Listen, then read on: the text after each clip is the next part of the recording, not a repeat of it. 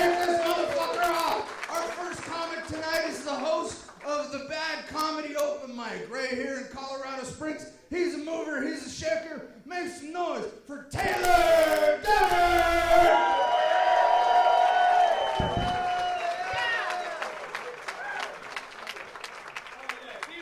Charlie and John. Some of you guys know me, some of you guys don't. I'm a veteran. We got any vets in the crowd? Hell yeah, give it up for yourselves. I fucking call that pandering. A lot of people ask me very inappropriate questions, say a bunch of dumb shit when they find out I'm a vet. They'll say like, oh, fucking murderer, baby killer, you ever killed a baby before? I'm like, yeah, one time, all right? But it was her idea. Cut me some slack, you know? Like most veterans, I do have PTS TVs. I get my therapy through the VA. That's not good. Last time I saw my therapist, he told me he thought I was sexually traumatized. And when I asked him why he thought that, he says, "You don't even look me in the eyes when we make love anymore." Making love? I thought this was casual. You're gonna call me codependent? Okay. I see him 4 times a week. Real in-depth guy, if you know what I'm saying. When I was in the military, I worked on cars. That was my job, so naturally I'd bust up my knuckles and fuck up my hands a lot.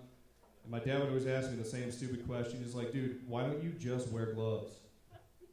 I'm like, "It's for the same reason I don't wear condoms." Am I right, fellas? Because I don't make them my size. I got small hands, motherfuckers, all right? So try to stick with me. Doesn't stop people from hitting me up to work on their car a lot, though. Had this girl hit me up to work on her car, and I could just tell she wasn't going to pay me. She was being too flirty right off the bat, you know? Suspiciously sexual, as I call it now. I figured that she was going to try and blow me for the payment, you know what I'm saying? Like, I already... And here's how I knew it was going to go down. Like, I fixed her car, took it for a test drive, went to lunch. She didn't offer to pay. Didn't reach for her purse, nothing. Who picked up the bill on that one? Dum-dum right here. That's right, yeah. So I had a plan. As soon as we got back to my house, we're fucking, right? Just because I saw it coming doesn't mean I wasn't going to take her up on her offer. You know, I was very upset with myself, though. I'm like, damn it, Taylor, you're a good mechanic. You make like $30 an hour. I last about 12 minutes in bed. Not bragging. But if you do the math, that means that day Kenzie got an oil change, lunch, and I fixed her fucking car for like $6. And all I got was chlamydia, no text back. Boo. These are jokes, guys, all right? I always wear protection, okay? I have a butt plug in right now. Right now. Just to make sure the Taco Bell doesn't come spraying out. Anybody else here have diarrhea? Not yet? Okay. Hit me up after my set. I've got cash. I've been trying to score some. That's a shitty joke. No, but it really got me thinking, though. If you're going to like exchange sexual favor for me working on your car, we have to have a good pay scale. That's all it narrows down to, right? Like if I'm working on your car, we're doing a routine maintenance type thing, an oil change, that's a quickie, right? We can agree on that. If I got to work on your engine, tear it apart, role play. You got to dress up for me. You know what I'm saying, dude? Sexy pizza guy, librarian with dirty shoes, whatever, you know, I'm easy. Just saying, you know, if I'm going to get you where you need to go, you got to get me where I need to go, and sometimes that's what it takes. If I'm working on your transmission, though, you guys already know where this is going. I'm sitting on your face. Think about that one. If I got to lay on my back and get shit in my eyeballs, and so should you, right? That's how that one goes. So if you guys get a flat tire on the way out here, hit me up. I need a blowjob.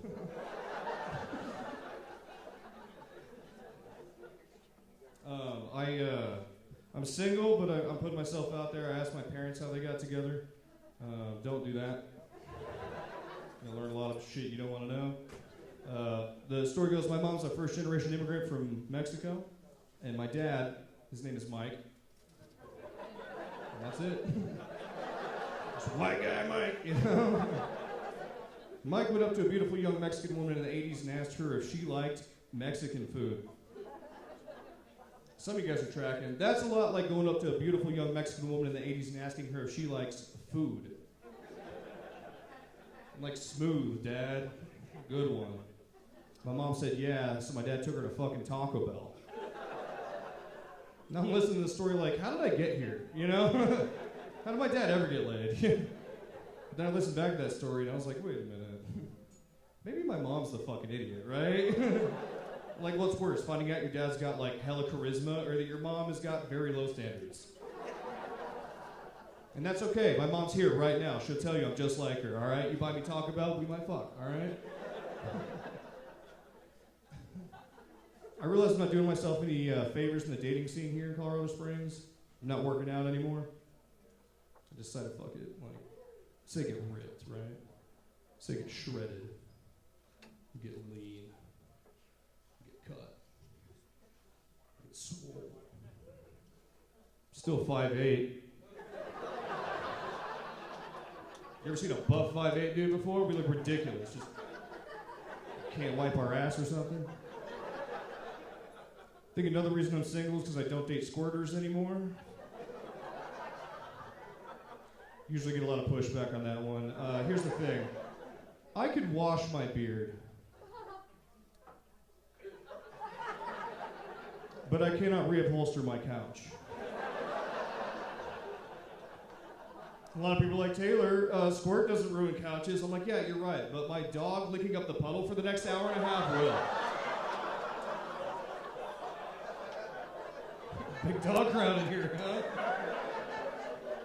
I've got a dog, we have a lot in common. We could both lick our balls. It's not because I'm flexible, it's just because I have incredibly saggy balls.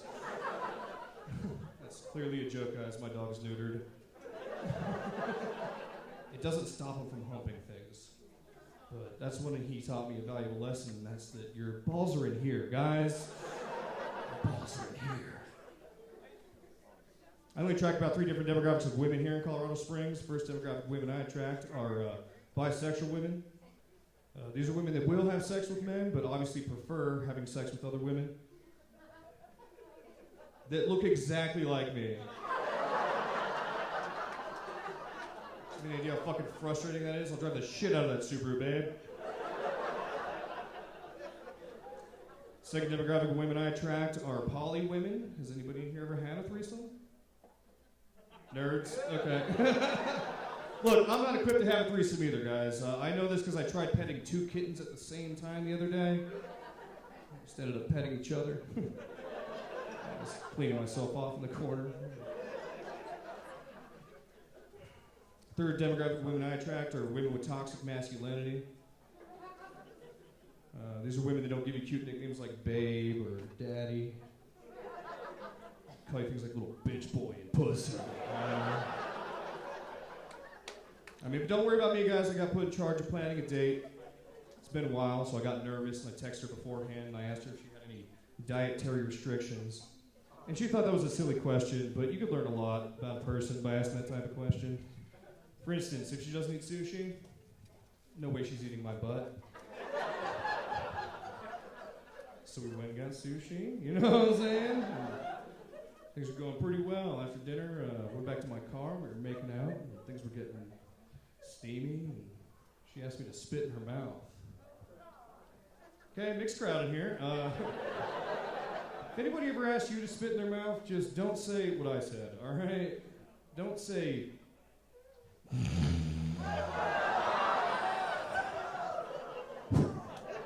And if she's into it, guys, that's your wife. All right, that's my time, guys. I'm Taylor Duggar. Thank you so much. Give it up for Charlie.